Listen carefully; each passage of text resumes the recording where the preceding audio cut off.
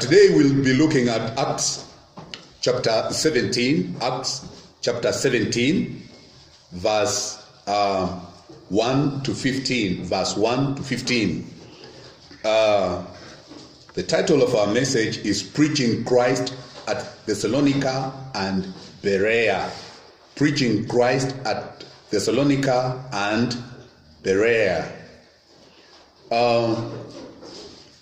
You and me will agree that before starting to do something, one should be able to count the cost, especially where you know you will face opposition and even threats to your lives. You do not just begin to do things, you do those things in a manner and in a way that will bring glory to the name of the Lord. And you prepare your heart, you prepare your life for what it is that will be facing you. So as we look at preaching Christ at Thessalonica, we are looking at what Paul and Silas were able to do in these cities. So let us look at the three S's of Paul's preaching in Thessalonica and Berea. Three S's. Number one, preaching the gospel must be based on the scripture. Preaching the gospel must be based on scripture. Verses 1 to 3 and verse 10. Verses 1 to 3 and verse 10. Let me read verse 1 to 3. Now, when they had passed through Amphipolis and Apollonia, they came to Thessalonica, where there was a synagogue of the Jews. Then Paul, as his custom was, went into them, and for 3 Sabbaths reasoned with them from the scriptures, explaining and demonstrating that the Christ had to suffer and rise again from the dead, and saying, this Jesus whom I preach to you is the Christ. Verse 10. Then the brethren immediately sent Paul and Silas away by night to Berea. When they arrived, they went into the synagogue of the Jews. So what are we seeing here? Preaching the gospel must be based on scripture. A. The starting point of Paul's preaching was the synagogue. The starting point of Paul's preaching was the synagogue. Paul, in his preaching, whenever he went to a new city, he began by going into the Jewish synagogue. He began by going into the Jewish synagogue. Because as he says it in Romans 1, that he needed to preach this gospel first to the Jews and then to the rest of the people. And he was saying that he wasn't ashamed of this gospel. In Romans 1, 16 and 17, he says, for I am not ashamed of the gospel of Christ, for it is the power of God to salvation for everyone who believes, for the Jew first and also for the Greek. For in it the righteousness of God is revealed from faith to faith, as it is written, the just shall live by faith.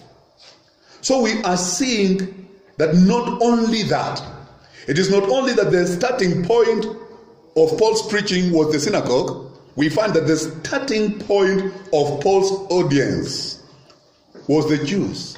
The starting point, first and foremost, he started by going to the synagogue And in the synagogue, his audience generally, in most cases, were the who? Were the Jews, because they're saying he went to the Jewish synagogue. But of course, we therefore find that most of the times it was not only the Jews that were there, we also had the Greek, other people who were coming there. And this one was a very strategic move.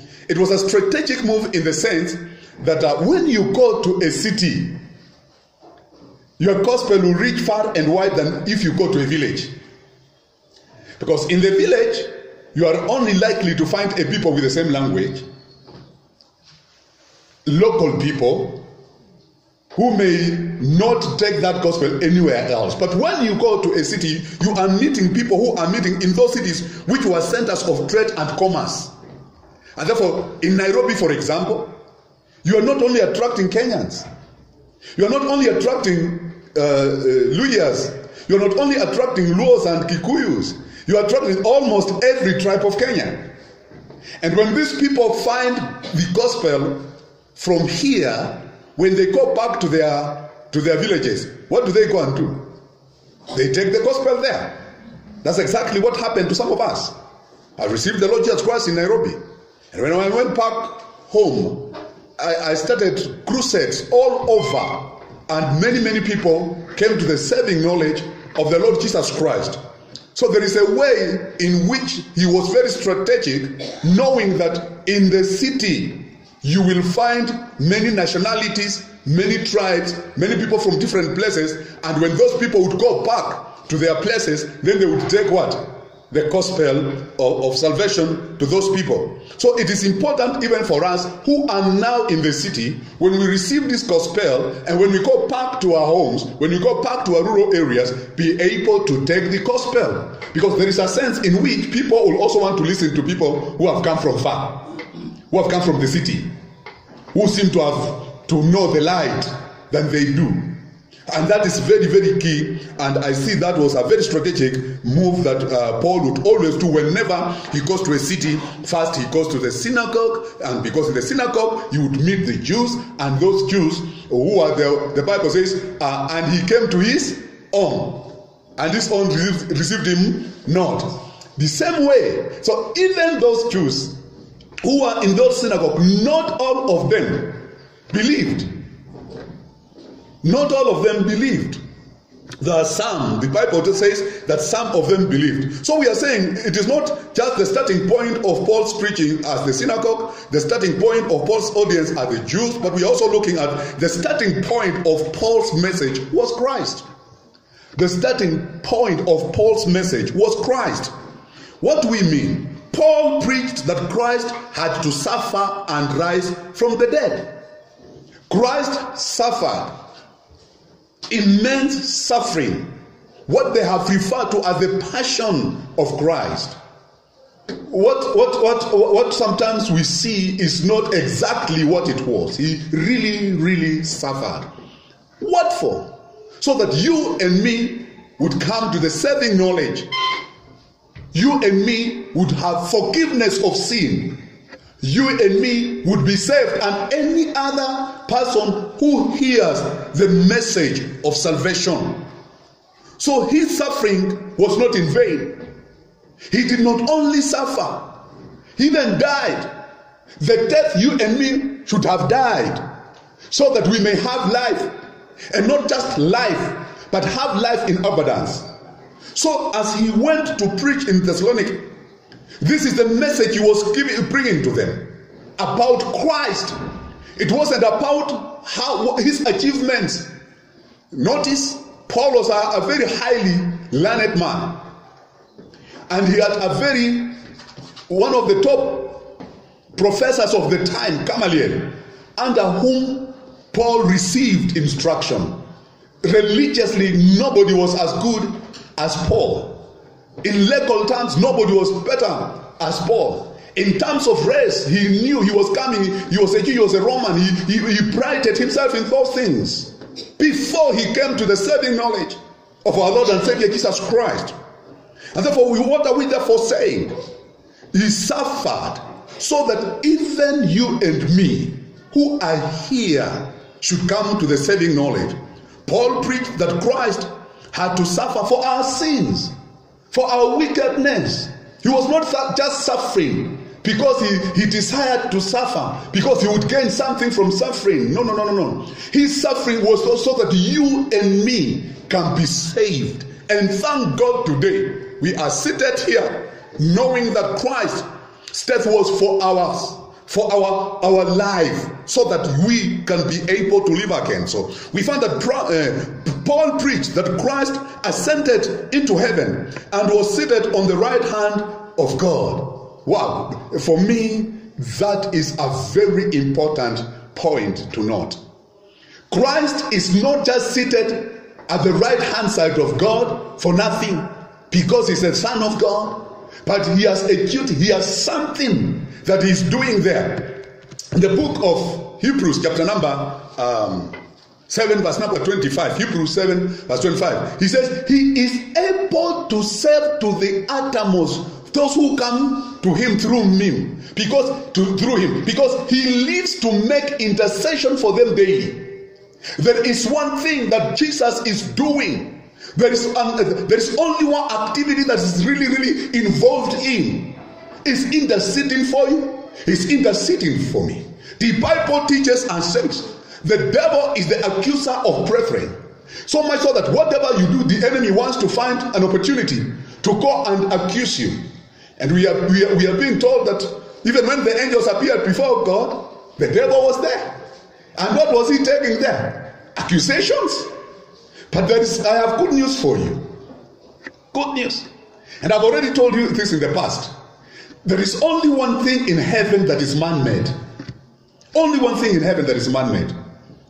And this only one thing in heaven that is man-made, it is the scars on the body of the Lord Jesus Christ, found in his palms and in his ribs and in his feet.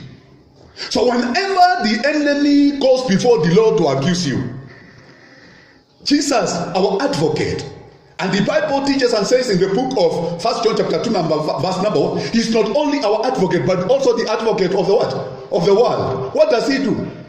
He just raises his hands to the Father.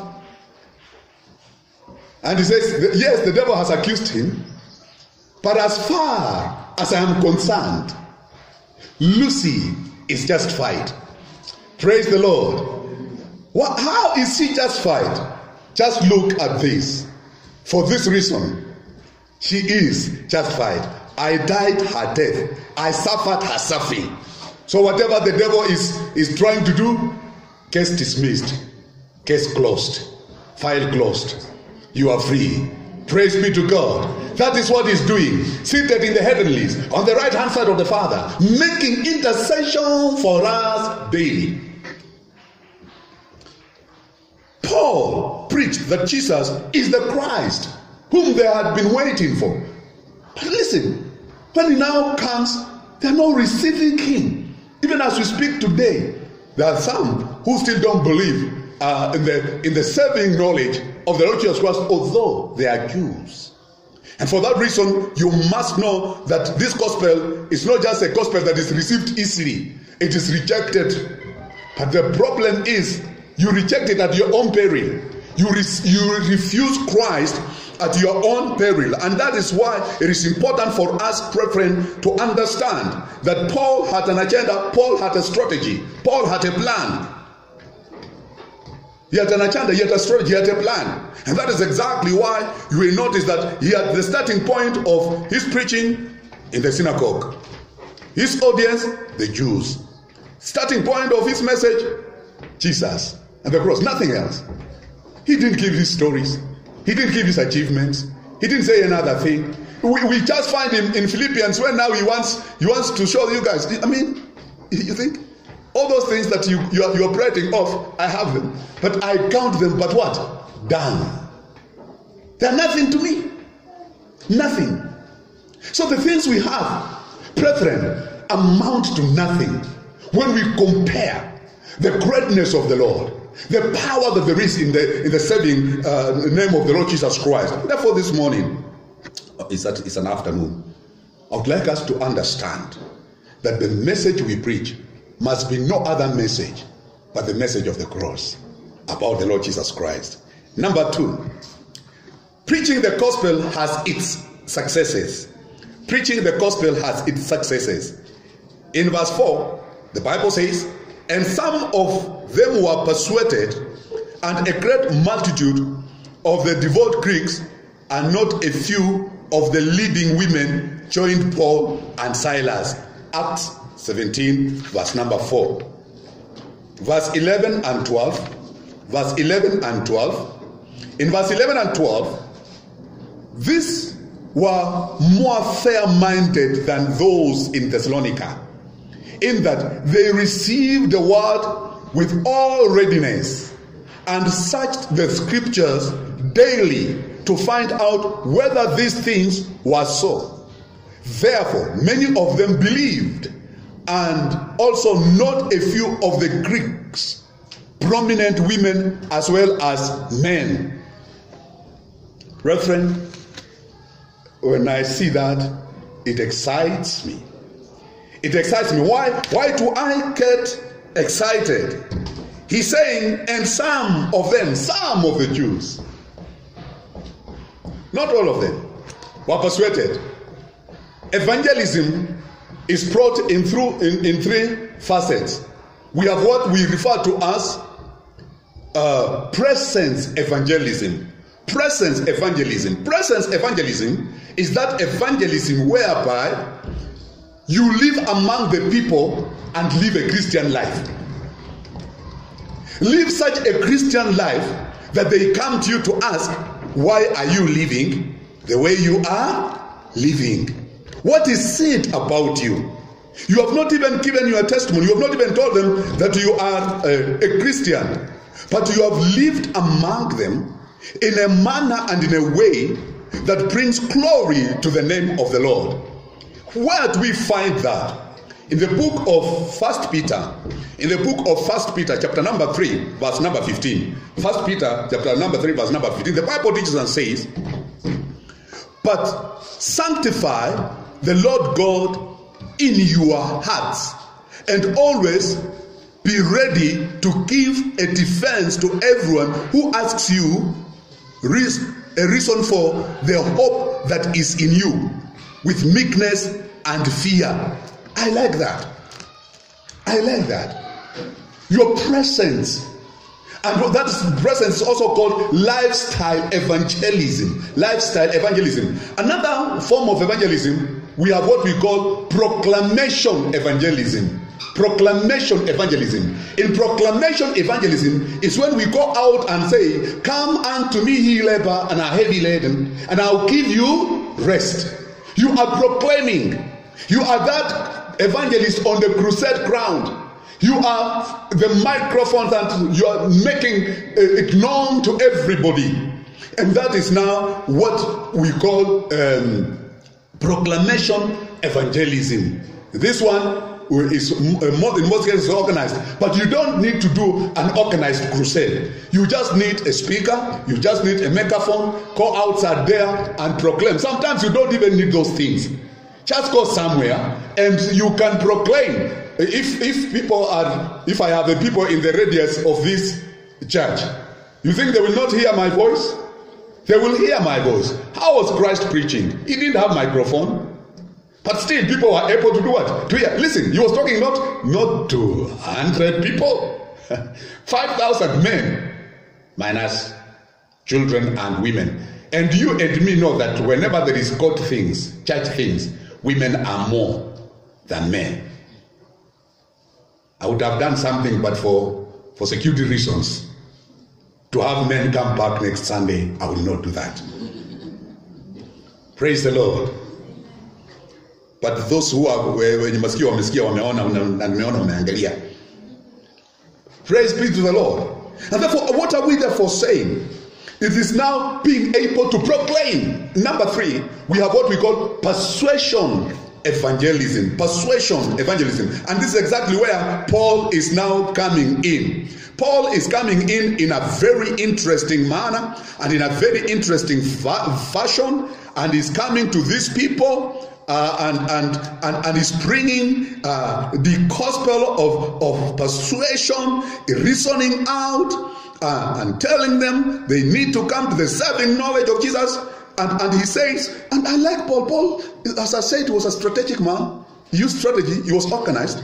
Listen to chapter 5 of 2 Corinthians. Chapter 5 of 2 Corinthians. Verse number 11. Verse number 11.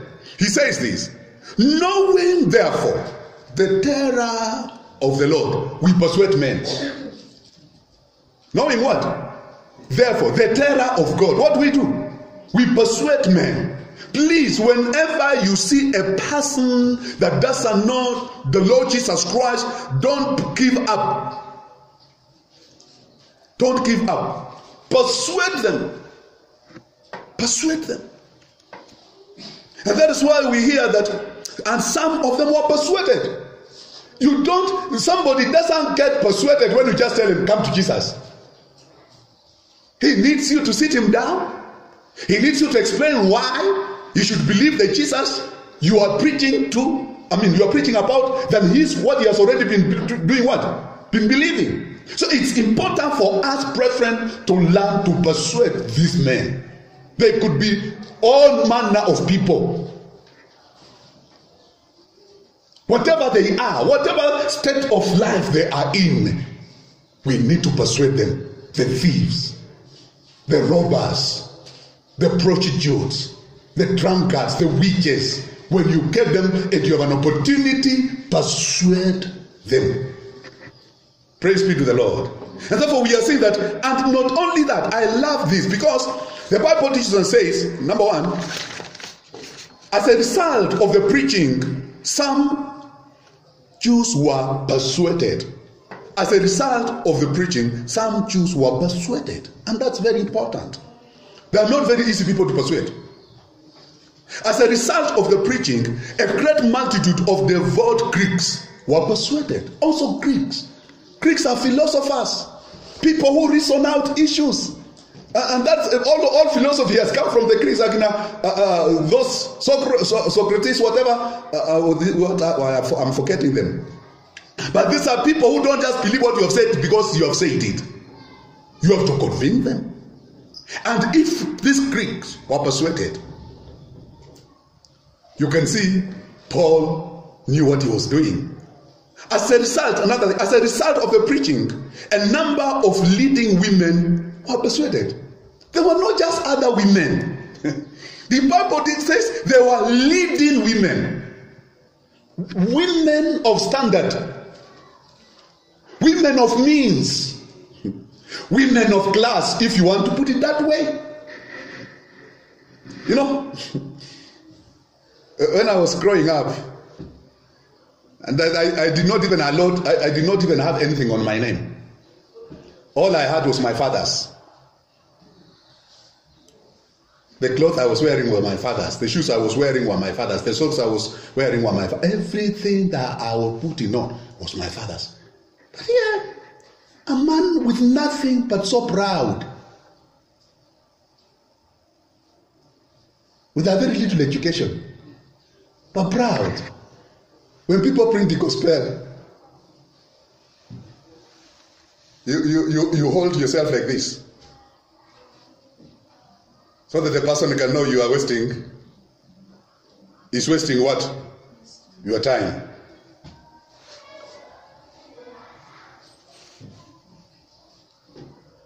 And then you want to hear his English.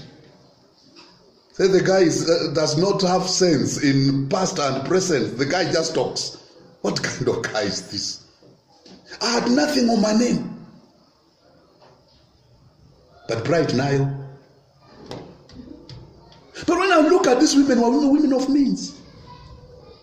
When I look at Paul himself, as I've already told you, he was under the tutorship of who? Gamaliel. Even those days, I had even not known when I was being proud. I even didn't know there is something called degree that people go to school and earn a what? I had no idea. It was a foreign term to me. Unaringa tu na nguo za baba yako, nyumba ni ya baba yako, socks ni za baba yako, handkerchief ni ya baba yako, chakula unachokula ni cha baba yako, electricity unayotumia ni ya baba yako, everything is your father's.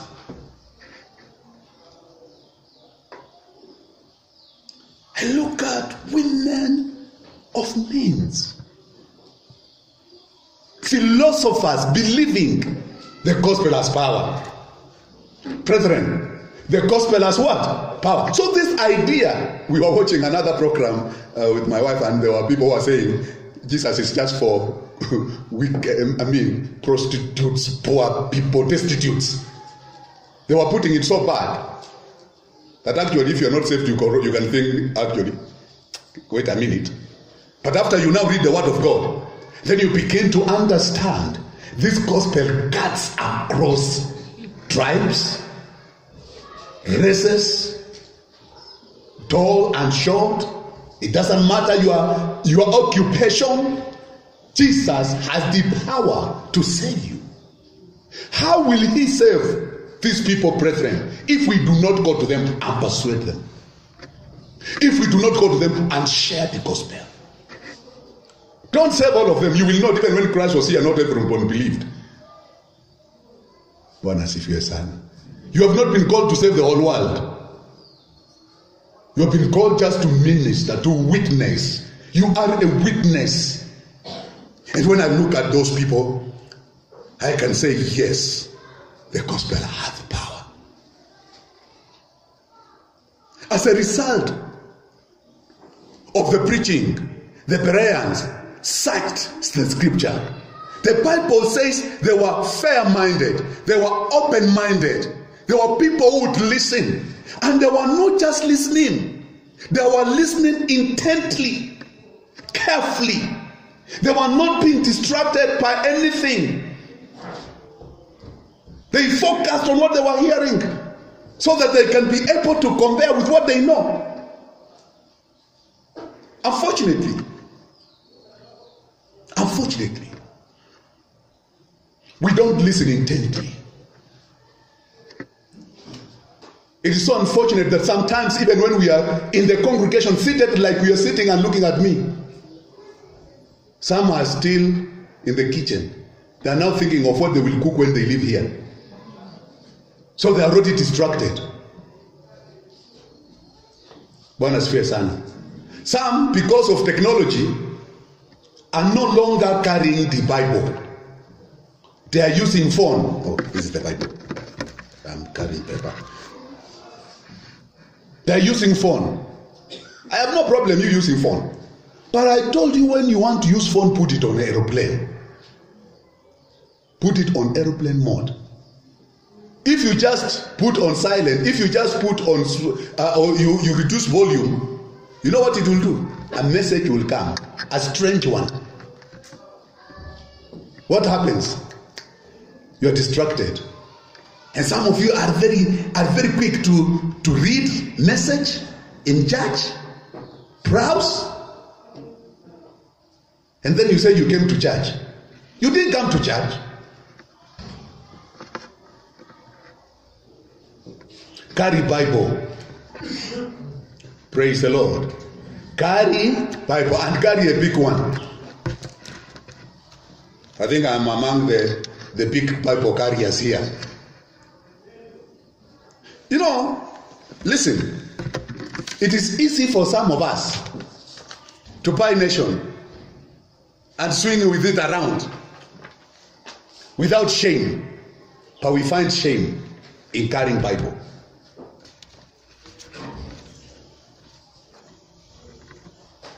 Another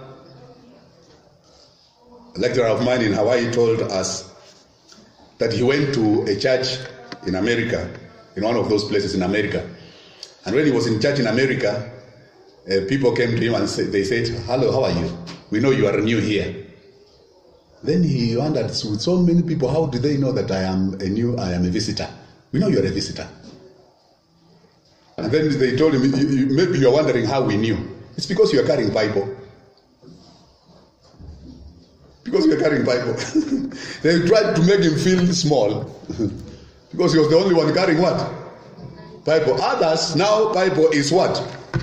It's a mobile phone. It is now being put on what? On the screens in the churches. We make it so easy for people to the point that they forget the Bible. These people were fair-minded. They listened intently. They were not gullible. The Jews of Perea were open-minded. The Jews of Perea listened intently to Paul. The Jews of Korea were not gullible. The Jews of Perea compared what Paul was saying with their own scripture.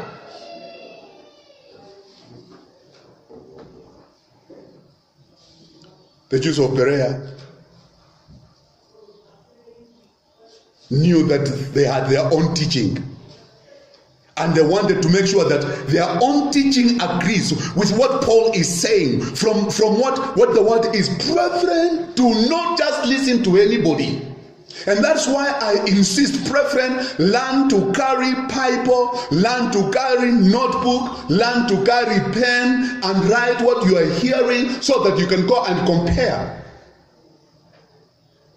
with what the preacher is saying. Even if I'm the one. Because there are times there could be a slip of the tongue and say something I should not have said. I'm human. You can go and compare Pastor Aliseman. He said this. Is it really true? Is it in the Bible? If what a man of God, if what that preacher is teaching is not in the scripture, reject it. So that you're not thrown away by every wind of doctrine. How many of us spend time studying the word of God after this Sunday? To some, we don't even read the Bible. It is when we come to church and the pastor reads the Bible when we are listening to them. And that's why I have heard many renowned preachers, and they will tell you the Bible says the devil comes to steal, to kill, and to destroy. The Bible doesn't say the devil comes to kill, to steal, and to destroy. Check your Bible. And yet we go out saying that the Bible says the devil comes. Because you had the Bible, you're what? Your pastor saying it. Your pastor misquoted the Bible. Another very normal scripture that we misquote and people go out and say, and Jesus go in the world and preach and baptize them. And Lord, I will be with you until the end of age. The Bible doesn't say I will be with you. The Bible says, Lord, I am with you. Hallelujah. So if you don't read the Bible, how do you come out to know those things? You have had this saying where they say, the Bible says, and angels rejoice in heaven when a sinner gets saved. The Bible says angels rejoice. Angels do not rejoice. The Bible teaches and says, and there is joy in the presence of the angels. There is joy in heaven. It doesn't say angels rejoice. Brethren, let me give you an example.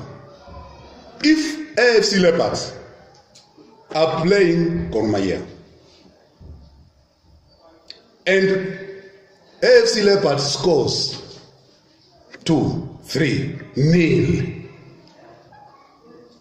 and wins, and Gor Mahia scores nothing, who will be rejoicing? Who will be rejoicing? In that stadium, who will be rejoicing? AFC Leopards. Yes, please help me to say AFC Leopards will be rejoicing. Why are you finding it very hard to say Leopards will be rejoicing? It's just an example. Will they be rejoicing in the stadium? See, that's where the ball is happening. Will the Gor Mahia fans be there? So they are rejoicing in the presence of who? Gor Mahias. Are Gor Mahias rejoicing? No. Hallelujah.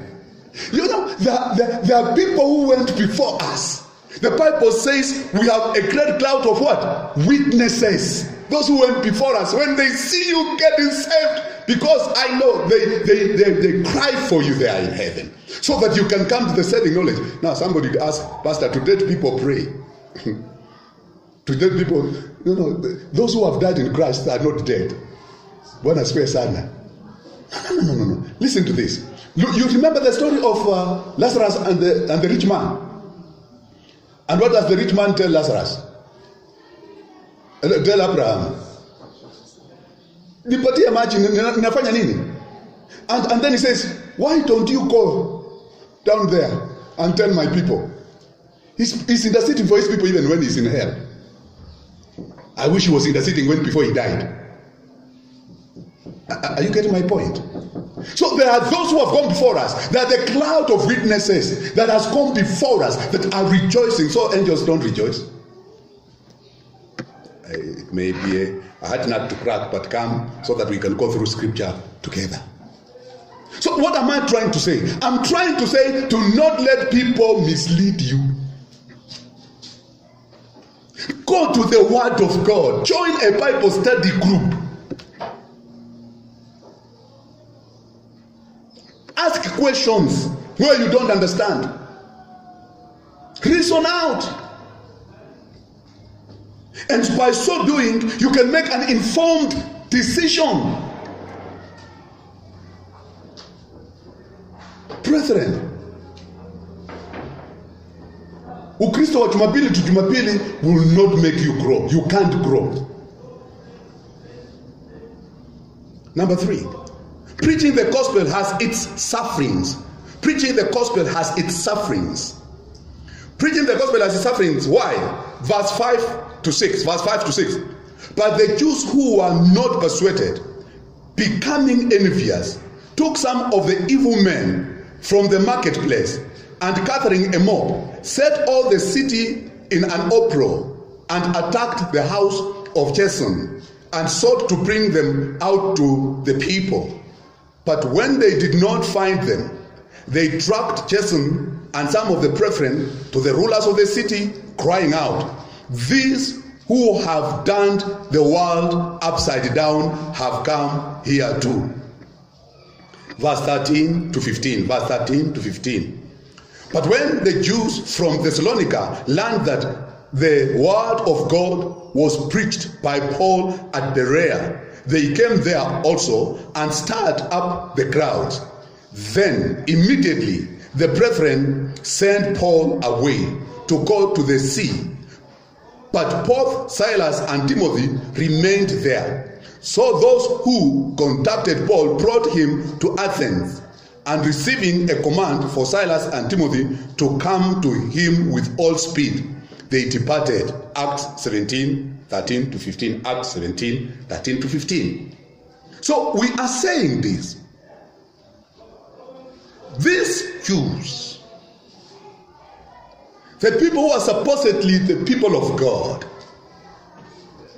became envious.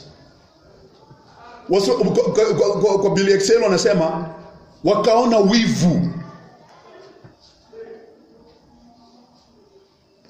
and they caused an uproar. When you begin to preach the unadulterated word of God that begins to cause movement, you will be opposed.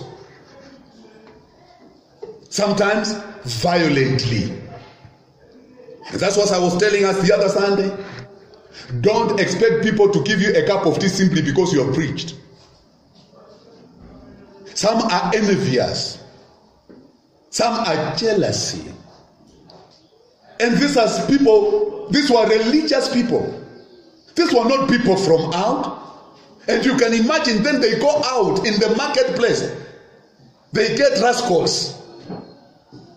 They get wicked men to come and cause an uproar. Let me tell you, the fact that you are coming to church does not make you a Christian. The Jews were going to the synagogue almost all the Sabbath, but they still had no knowledge of who God is, who Christ was, until Paul comes. Brethren, the fact that you are Salome, the fact that you are Mary, the fact that you are Peter and John and James seated here listening to me does not make you a Christian. Probably you're telling me I am baptized. So what? Baptism without salvation is null and void. You begin by believing and then baptism. John John did that. Whenever they came to John the Baptist, repent. Only after they have repented is when he dipped them in the water. Those who didn't repent, he never put them in the water. I've told you this. The only change that will come into your life if you are going to be baptized as an unbeliever is that you will go to the water, a dry sinner, and emerge out of that immersion a wet sinner with all your sins on the inside and on the outside. The only way you could be a Christian is to receive the Lord Jesus Christ and not be envious. I've said this in the time past. Going to a garage that manufactures Mercedes-Benz does not mean you'll metamorphosize into a Mercedes-Benz. It doesn't matter how many times you go there. You'll still come out the same way you went there. Coming to church, coming here every Sunday, and not committing your life to the Lord Jesus Christ does not make you a Christian. You can only become a Christian when you believe with your heart and confess with your mouth. Where is Siameto? Yes, given us a memory verse here. Bonus fair sana. It is by believing in the what? In the heart and confessing with what? Which means if you just stop at believing, there's no salvation. Bonus fair sana. There's no salvation. And that's why we need to go to the rooftops and say this and preach Christ wherever we go, in the market, in the marketplace. Instead of going to get rascals from the marketplace to come and disrupt. By the way, sometimes when you see people fighting in the church, do you know it is those members of that church who go and call the press? Kwetu kumetoka. This Sunday. How do they know? And some of those churches are hidden in the what? In some very hidden areas. And you see the TV there. Why? Because one of your members is the one who went to say, leo tumepanga, ni kuna njama, kujeni sinema ya bure. Tupatie watu sinema. So not everybody who comes here is Christian. You need Christ. We persuade you, brother. We persuade you, sister. Coming here without Christ will not amount to anything until you have a saving knowledge, a personal relationship with Him. You need Him. The Jews who are not persuaded gathered evil men and caused an uproar. The Jews who are not persuaded attacked the house of Jason. So we are finding, number one, the Jews who are not persuaded became envious. Number two, the Jews who are not persuaded gathered evil men and caused an uproar. The Jews who are not persuaded attacked the house of Jason. Listen, it's very interesting. It's instructive to see this. These people have caused a stir. And when they hear that Paul is preaching in Berea, they leave Thessalonica to go and cause the problem. And they're saying, this guy, he has turned the world upside what? Down. Do people know that we are in Buruburu? That there is a church called Buruburu Baptist Church around here? Why am I even talking about Buruburu Baptist Church? Do people know you are a Christian?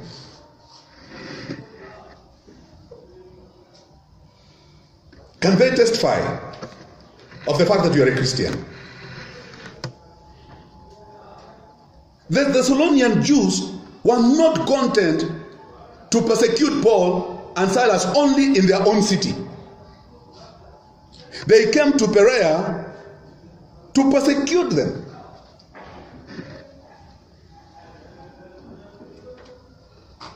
Yet they were practicing what the Bible says. When you are not welcome in one city, flee to what? To another city. And even that, they were still following them. Becoming Christian does not mean all your problems have been sorted out. Especially if you're a radical, vibrant Christian. You will attract those who love you, and in equal measure, those who wished you dropped dead. And if you're not dropping dead, they will facilitate your dropping dead. Even without any facilitation fee.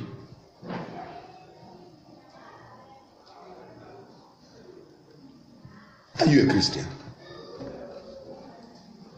Or are you just coming and thinking that, okay, I stopped smoking, I stopped drinking, I stopped going to cinema, I stopped doing this and that, I no longer quarrel. Have you confessed Christ? Have you? You must believe, you must confess it, and make it known. Because what does the Bible say? They defeated them with the word of their testimony and by the blood of the Lamb. We must give a testimony. In conclusion, from the foregoing discussion, we must realize that the gospel will lead to salvation of souls, and at the same time, the gospel will lead to a persecution. Living for Christ will cause persecution. We must be very strategic in preaching the gospel by choosing our audience nicely, by messaging our